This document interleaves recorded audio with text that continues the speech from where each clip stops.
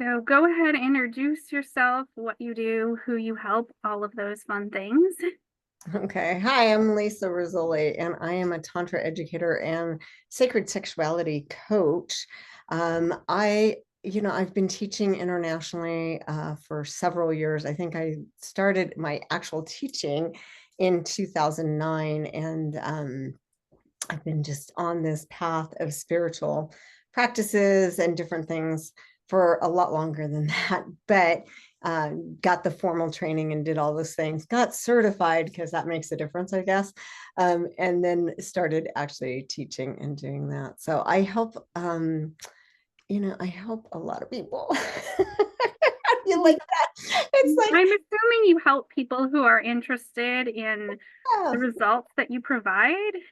Yeah, so I do help people that are seeking spiritual practice or a spiritual path. And sometimes we don't even know that we're looking for that, right? We just know that there's something missing in life. So I'm helping these people who are really like they know that there's something more to life than what they're experiencing, but they haven't quite grasped it. They like maybe they're started the search and maybe they're starting to look for something else and haven't quite found it. And then when they come into the practice of Tantra, that is, opening up and realizing that everything is sacred and spiritual, and that we can take this life out of the physical realms, like we still have to live in the physical realms, obviously, but then we can add the spiritual component to it. And it gives us a deeper, richer um, feeling of fulfillment in our lives. And that's really what I help people with. And also as well as like coming into most people that when you hear tantra,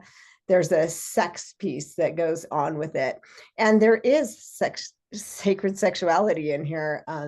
Sex is a very powerful energetic experience that we can explore and go deeper with, that helps us open that connection into the spiritual realms and have a deeper understanding of what this life can truly be by using our sexual energy, our creative life force energy, to enhance our daily experience in the world.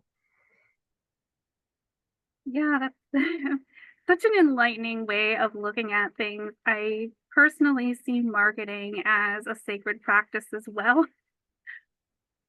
So could you give us like the short version of the story, how you got into doing that versus what you were doing before?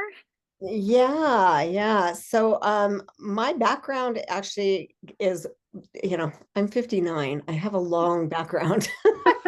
I've done a lot of things in my life, but I went to college for I actually got my first degree is in elementary education, and then my master's is in anthropology, specializing in archaeology and faunal analysis of sites.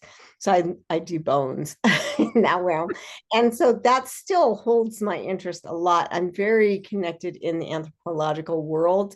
But at the time, I was young and I had two kids and I was a single mom. And that was not going to provide enough income for me to do the things that I wanted to do. So I went back to my parents and said, "Hey, can I work for you guys?"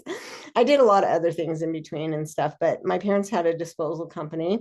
And so we were the second largest disposal company in our area. And I started working, I went back to work for them. I worked for them as a kid and all that. And then I had to go out into the real world and get a real job because, when you work for your parents, that's not real. But then I ended up coming back. And as time progressed, I actually said, "Hey, I want to take over the company." And so I started a process of purchasing the company from them. But it took quite a while to get that dialed in and do the things. But in the meantime, I just owned and operated the business and did that. So I have a really strong background in business, as well as anthropology, as well as education and doing these things. And so when I ran that business, we ended up selling it. And then I retired when I was 38 and have been basically living off of that for the last 20 years.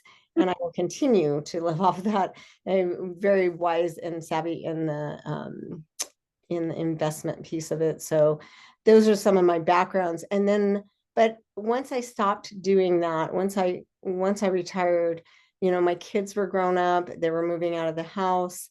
My education, like I finished my degrees and I was like, I don't want to go back to school again, but I like to learn. How can I do this differently? So I started doing these things that were certified because then I didn't have to write papers and do all this nonsense that oftentimes we find in college. And so that's where I started doing that. And then I started going, who is Lisa? Like, who am I? Because I've always been the business person or the student or the mom or the daughter or whatever the title was, and the wife and all of these things, the caretaker and all this. And I started thinking, well, who am I? Like, what do I like to do? And dance has always been a big part of my life. So I started going into the dance field, and I did that for a long time. And so it went from like all kinds of different dance, like ballroom dance. And then I started doing Argentine tango. I started teaching ballroom dance, started taking tango, and I was like in love with tango. But that was going to be a long path before I started teaching because that's really intense. But then I also started this, my girlfriend had this pole dancing studio. And I said, oh, I want to try that. So I did that. That is the most amazing workout that anybody can ever have. My abs have never been like that when I was teaching. So I went to pole dancing and then I started teaching pole dancing. And my body was just like strong and powerful and all these things. And then I started dancing burlesque and I started a hoop dance troupe and business. So I was making hula hoops and teaching hoop dance and doing all these kind of really fun things and performances and all of that. But I also needed something else. I needed something else. There was something missing in my life. And so I came into a workshop, and it was a tantra workshop, and I had no idea. My friend wanted to do this thing, and I'm like, okay. It was called Divine Feminine, and I thought, oh, that sounds okay. So I went into that, and I sat in that workshop and thought, where has this been all my life? Because this is what I've been looking for. This is it. I could feel it in my bones. Like everything in my core said, this is where you're supposed to be. And the timing was right there. So I think I was 40-ish and decided that this was now the path that I wanted to go on. And so started down that road, and quickly that instructor was sent me to her master teacher, and I went to him. And in the very first class, he said, and he has a school, he's the founder. I mean, he's one of the major primary people in Tantra in the US that has brought Tantra into the mainstream, somewhat mainstream. It's not exactly mainstream, but you know what I mean. And so he said, hey, you're going to teach with me, and I thought, I don't know anything, but I do. I know a lot. And so I did my trainings with that school. And then as soon as I completed my level 3 in that program, I started teaching with my master teacher. And so that was pretty profound, and taught with him for quite a number. I think it was close to 10 years. And then COVID happened, and we all know what happened with that. So I decided at that time, like I needed to step down from teaching with him and just go and fully embark upon my own business and do my own thing. And that's where this all started happening, is the online classes and stuff like that. But up until then, I've taught not just with him. I also had my own Tantra business. And so I've been teaching all over the world, internationally, thousands of students, thousands of people. And, my last big one with him was in Thailand, and we had like 188 students or something like that. And so I'm teaching with a Grand Master. I'm trying to get this right. The Grand Master Taoist teacher in Thailand, as well as the Master Tantra teacher. So it's called Meeting of the Masters. And I was sitting up on stage with them and teaching what we know as Tantra and the spiritual path. So I don't know that that was a quick story, but it was a story.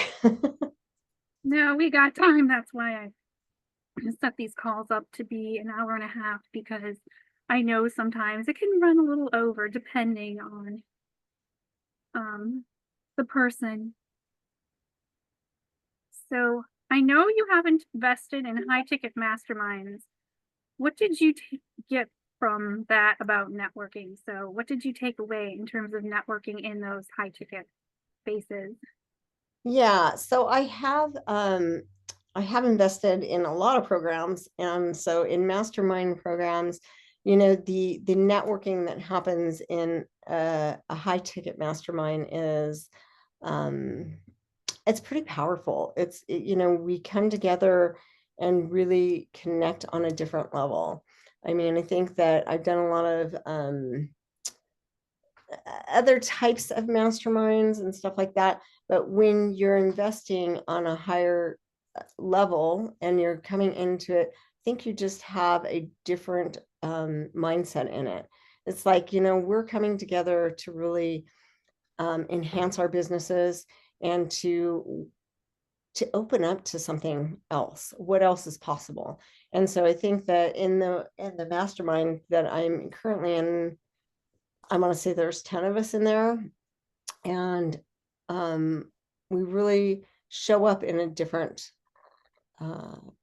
frequency, in a frequency of like, how can we help each other, but how is that then helping me to help more clients and coming into a different thing. So the networking in that is a little bit different. We're not networking like out in the bigger arena. We're networking together to really, and we really understand each other's businesses. We really come together to, if we have a question, like what is that for you? And not necessarily getting coaching from them, but more like, if I understand your business, then maybe I can see it from a different perspective. And if you're having a challenge in this thing, then maybe, one of us will be able to offer up some other suggestions for how to overcome that challenge and how to be better. And, the main goal is always improvement, growth, and expansion. Yeah, I've invested in some masterminds, but never anything really high ticket so far. I know you grew up in an entrepreneurial family. What do you think comes natural for you that others who weren't raised in an entrepreneurial family might miss? Yeah, that's an interesting question, because I don't know what other people might miss. Right? Yeah, you wouldn't, because you I were raised with that. So, right. like, has anybody ever pointed something out to you and said, my family didn't do that and your family did, and it comes like natural? Well, I can give some feedback in that. So I know for us in our family, because they were running a business and they were doing this from, I mean, they started Rizzoli trash hauling when I was 3. And so every night at dinner, it was a reflect and refine type of situation. What happened at the office today? Where's this at? So I really grew up with that reflect and refine aspect. So always looking for like, how can we do this better? How can we do this better? How can we do this better? Kind of attitude.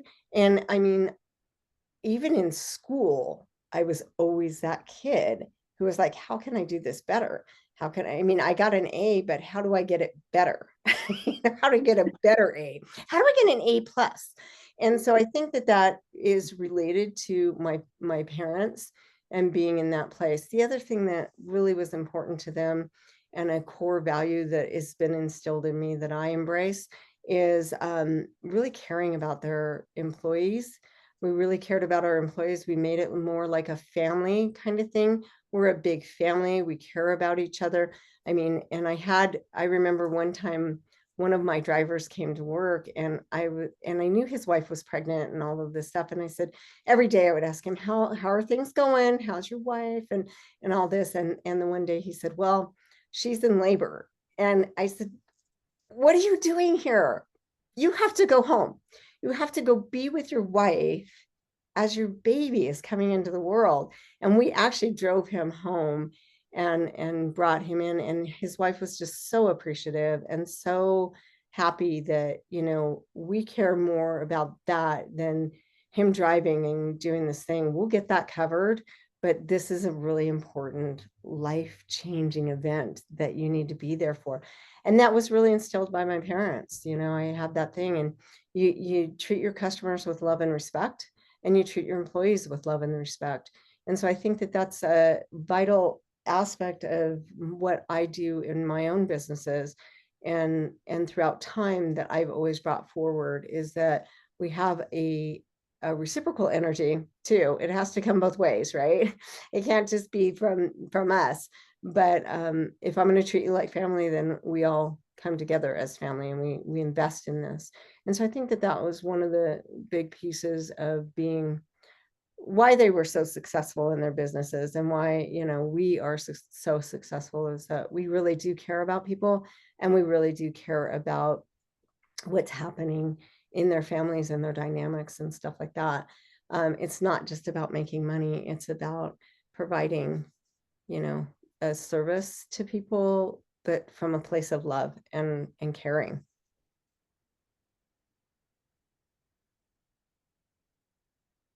I know you've done lots of traveling. How has that affected your perspective of networking and collaborations? Oh, that's great. That's a great question. I have traveled a lot. I've traveled all over the world, and I've done a lot of different things. A lot of my travels have been based in my businesses. And so traveling to teach different things, primarily Tantra in the last 15 years, whatever it's been a long time. And really tapping into that.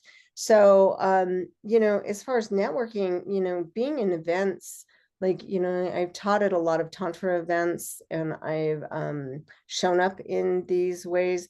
And obviously, I meet a lot of people. I talk to a lot of people. And in doing that, and especially in teaching, that's where I do network. I mean, that's where the networking component comes in. And then before you know it, there's somebody saying, "Hey, would you teach in Norway?" And I'm like, absolutely, let's talk about it. And then we have the conversations. So it opens up that space.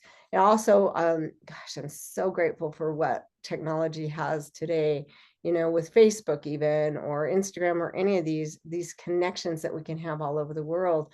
You know, my connections go far beyond the scope of just the US where I'm based, but from doing these events all over and traveling, you know, I meet people, and then they connect with me on Facebook, and then I bring them into the group, and I do all that kind of stuff. But, you know, that's how we do it. You know, I'm always talking about my business. Well, I mean, not always, but, you know, somehow my business weaves into most of the conversations, because I live my, you know, Tantra is something, it's a spiritual path. So I live that path. It's easy for me to have that bridge between the two. And people are like, you know, how are you doing this? And I'm like, this is how. And, you know, the meditations, the different things that I do are very active in my life. So when I travel, that's, you know, people see me in that realm, and that's how we can get those connections. And I also offer to them, like, if they're looking for something, because I know a lot of people, and I know what a lot of people do. And so I also, you know, will point them in a direction. You know, if somebody is looking for, you know, client attraction, you know, I point them to my daughter. But, you know, I know these different people in different businesses, and I can help others find those pieces.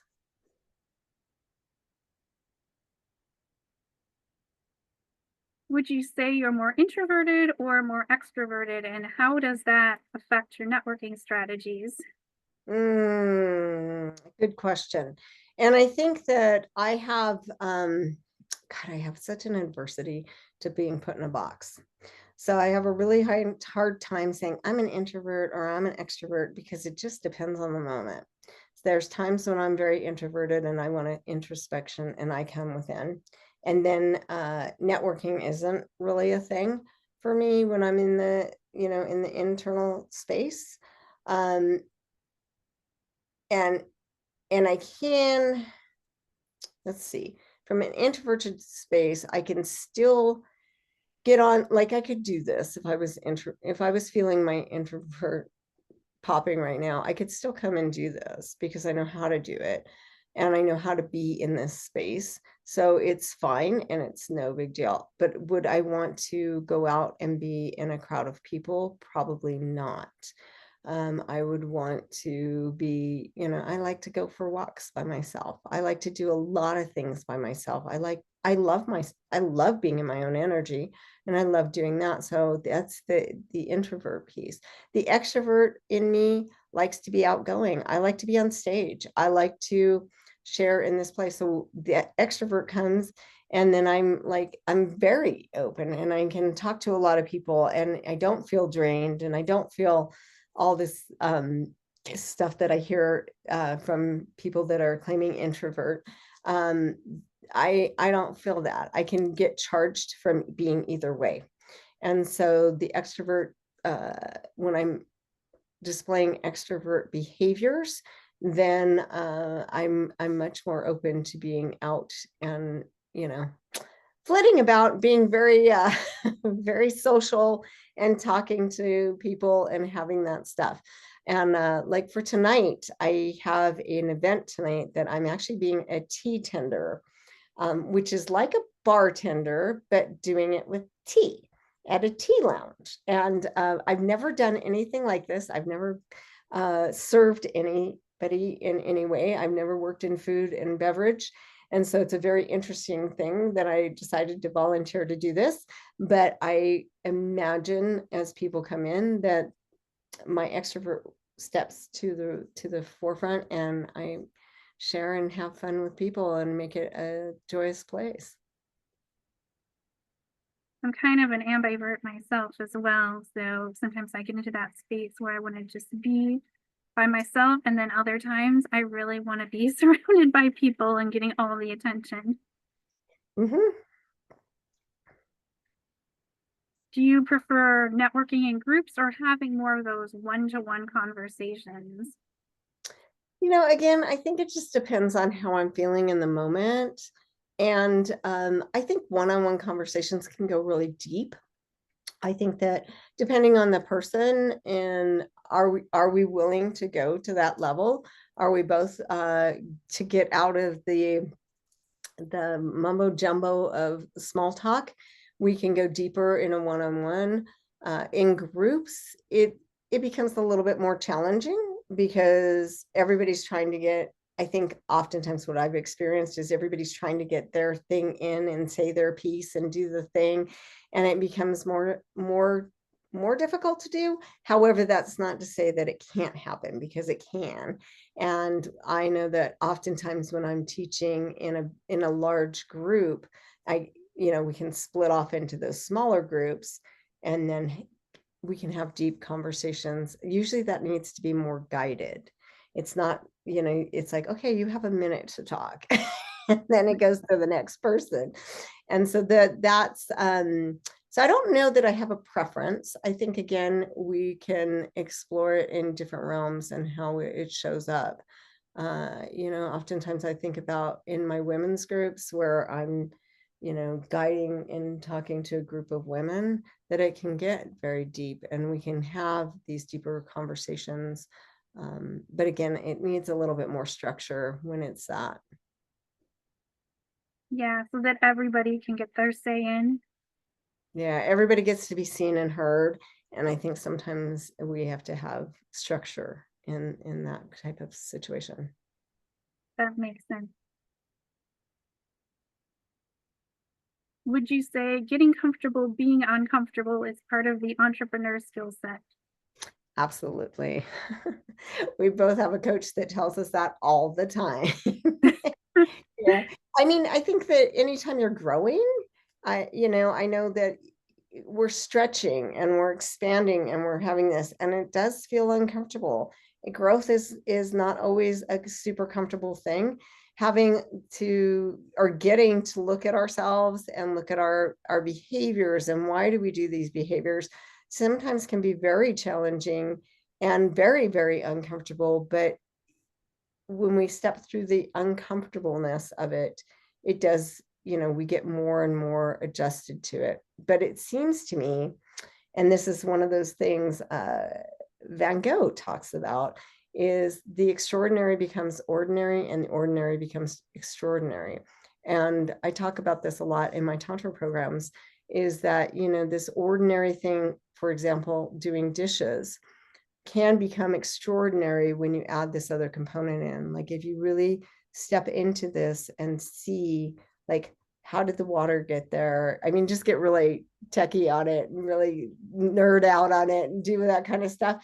But it's true. Like we can have so much more depth in our experiences, being super present in the moment and just opening up this space. So this ordinary task becomes extraordinary.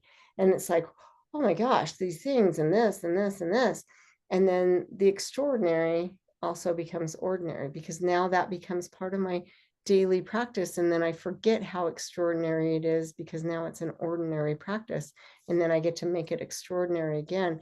And I think that that's what happens with being uncomfortable, and then it becomes comfortable. And then I take it to another level where I'm uncomfortable again. And then that becomes comfortable. And we just keep going around and around and around. And it's not this linear pattern like that. It's more of a circular, the staircase that we talk about. The staircase of growth and expansion really does come from this place of, when I'm comfortable. I mean, there's a moment when I'm comfortable and I'm not really expanding that much. I'm not growing that much. And the only way for me to have bigger growth is to become uncomfortable.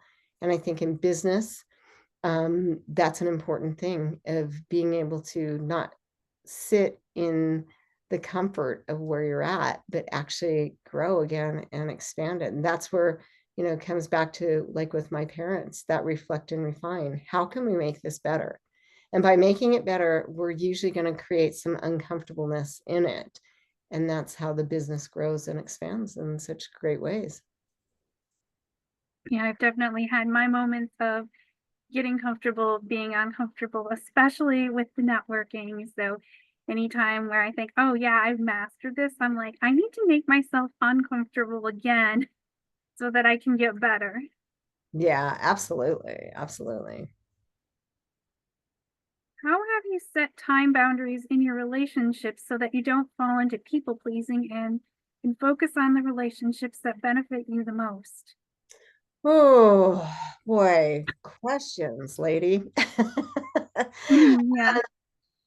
I think that it comes from a place of introspection, right? And it's like, I'm really looking at those relationships, and is there reciprocal energy here?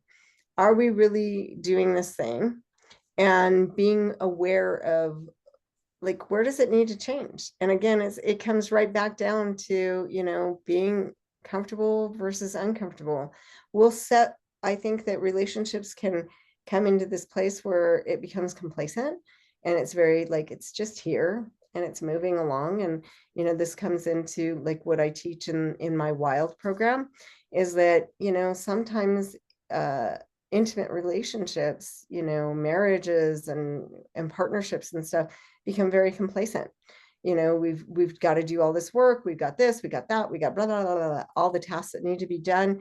And the relationship gets put on the back burner. And so again, I think it's so vitally important for us to remember, like, what is important, what are our priorities, and to have that, maybe you have that list written out somewhere, that you are checking it like once a week. Am I holding these priorities the way that I want to hold them? And again, it is, refine or reflect and refine, looking at that priority list and going, is that still how I feel today? And if I'm in a relationship, is it still how we feel today? Is this still our priority? Is this still where we want to be? And how can we make this better? And so knowing that just because we write a priority list, or just because we do a certain thing, doesn't mean that it can't change, because that's the important thing, is that it's always changing and it's always moving. And so it comes into that place people pleasing can be quite insidious.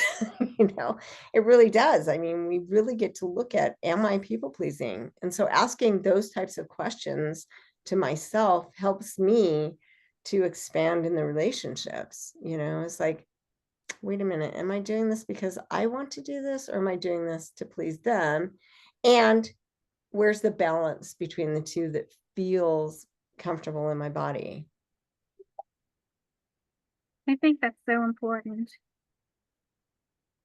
What are your thoughts on tapping into your intuition when you're networking? Oh,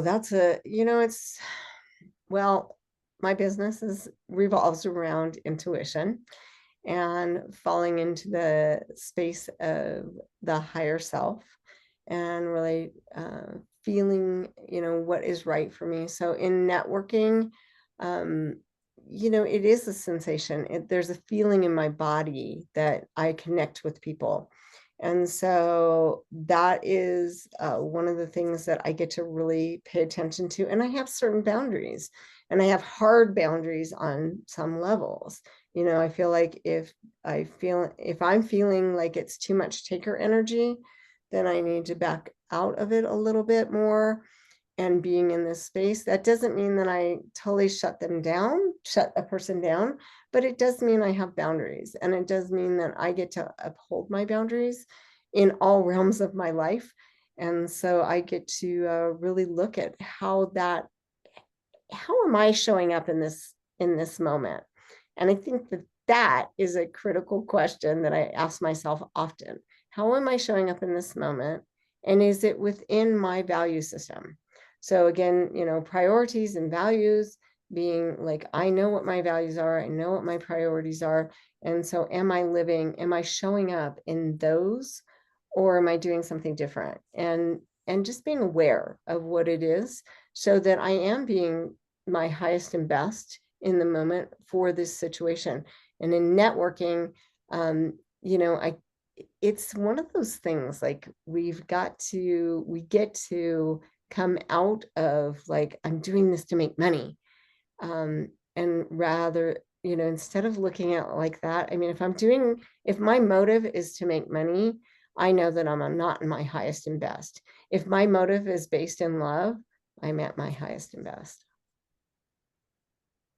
I think that's so important, especially to use intuition when networking. And how would you say that's different from feelings in the moment? Because I know some people get confused about this and think, oh, I'm nervous. It must be my intuition, when it's really their nervous system is like from some previous experience. So, do you have anything to say about that? Yeah, there's an awareness piece, right? And so the awareness of, is this a feeling, emotion? Is this my intuition?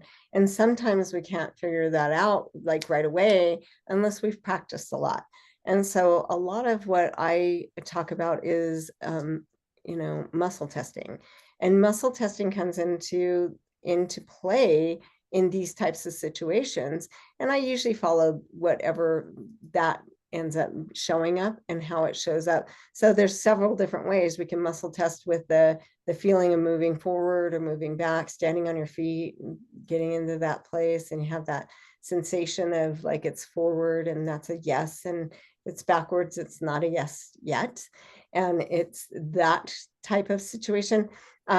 I also like to use my pendulum, which isn't necessarily something that I want to pull out when we're networking and go, oh, let me check this out, pull out my pendulum right then. But it is something that is a practice that I like to explore and be in.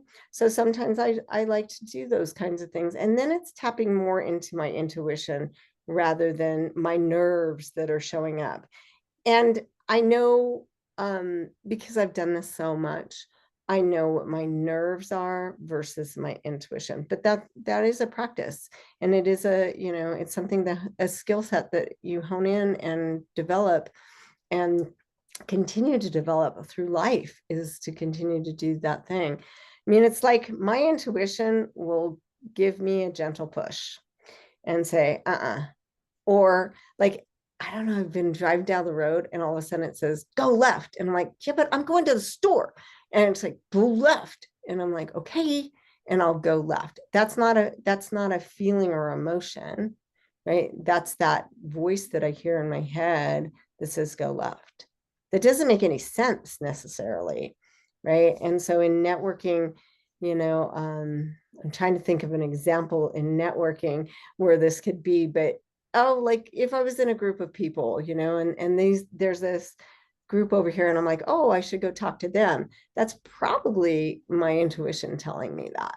Like, go talk to those people, go over there, go over there. And I'm like, all right. And and then if I second guess it, I'll be like, yeah, but they're talking, I don't, all that kind of stuff. That's probably not my intuition telling me that. That's probably my nerves telling me that. So yeah, it's a fine line, and we get to develop the skill set. Yeah, it definitely takes some development. I know I've personally worked on that skill set a lot myself, and also in helping other people realize that there is a difference. Yeah, absolutely. So what do you do for it? How do you overcome? I've done the muscle testing also. If like sometimes happens, I go to so many networking events, there's two conflicting ones. I'll do like a quick tarot reading on it, and usually like both of them are good, but there's one that I'm leaning more towards, and then I just know and I just go to that one and I don't worry about what I'm missing. Right. Helps with that. And I Yeah. also use it before making any purchases, especially high ticket purchases. Yeah. Yeah. It's a good way. It's like, it's so interesting because we do know the answer. The answer actually is within us, but it's that other, like we second guess it sometimes. And it's like, oh, why do I do that? And then I don't know. And then all of a sudden I'm like, I don't know what this is. I don't know if it's intuition. I don't know if it's this. And then it's like, okay, I just need to sit and be quiet for a while. Shut up the voices, be quiet voices, and let me go forward. So, any closing remarks, things you want to add? I think that networking is certainly an aspect of business that's very important. I mean, we in order for us to grow our businesses, we get to network. We get to create relationships with people that it's not, not necessarily always for clients, but to expand in our own to expand in our own experience in the world. We get to have other people come in and give us different reflections. And that's what I see as networking, is like I get a variety of reflections from other people. I mean, sometimes there's that moment that I just want to go up on in the cave and sit with Jesus and Buddha. But even that in a way is networking. It's communing.